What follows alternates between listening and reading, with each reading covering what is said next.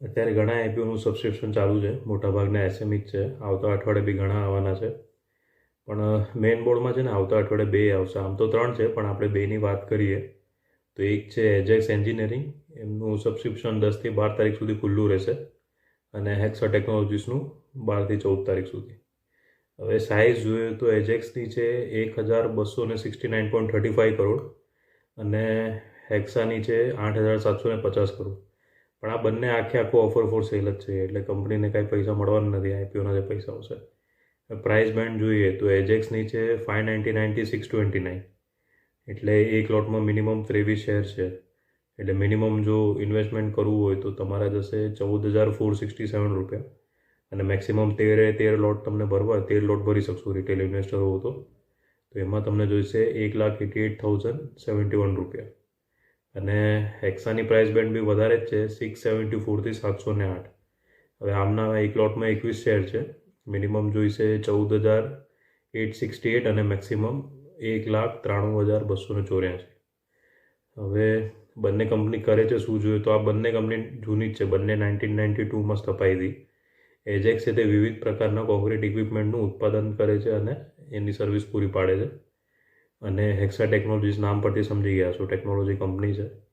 Plus point જોઈએ બંને કંપનીનું તો એજેક્સનું આપણે એ કહી શકીએ કે આમનું ઇન્ડિયામાં તો 23 રાજ્યોમાં 51 ડીલર છે, પણ વિદેશમાં પણ 25 ડીલર છે. સાઉથ ઇસ્ટ એશિયા છે, મિડલ ઇસ્ટ છે, આફ્રિકામાં બધે એમનું કામકાજ છે. અને હેક્સાનું આપણે કામ પ્લસ પોઈન્ટ જોઈએ તો હવે આર્ટિફિશિયલ ઇન્ટેલિજન્સનું એમણે કામકાજ વધાર્યું છે, એઆઈ ઉપર વધારે કામ કરી રહી છે અને એમનું બી ફોરેનમાં કામકાજ છે, બધી આઈટી કંપનીનું હોય જ છે.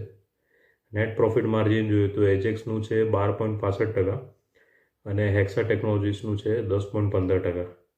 અને પ્રોફિટ જોઈએ તો એજેક્સે 2021-22માં ફાઇનાન્શિયલ યર 2021-22માં 66.21 કરોડનો પ્રોફિટ કર્યો. 22-23માં ઓલમોસ્ટ ડબલ વધીને 135.9 કરોડનો થઈ ગયો. પછી 23-24માં હજી વધીને 225.15 કરોડ થઈ ગયો. અને અત્યારે કરંટ ફાઇનાન્શિયલ યરના સપ્ટેમ્બર એન્ડ સુધીમાં એટલે એપ્રિલથી સપ્ટેમ્બર 2024 સુધીમાં 101.02 કરોડ નેટ પ્રોફિટમાં છે. એટલે આ વખતે 225 એવરેજ જોઈએ તો ગયા વખત કરતાં ઓછો થશે પ્રોફિટ એવો અંદાજ છે.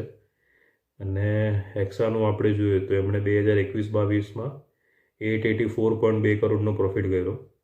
22-23માં પાછો ઘટી ગયો 804.8 કરોડ. 23-24માં પાછો વધી ગયો 997.6 કરોડ.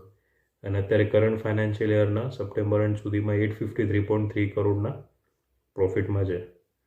એટલે આ વખતે કદાચ ગયા વખત કરતાં વધી શકે.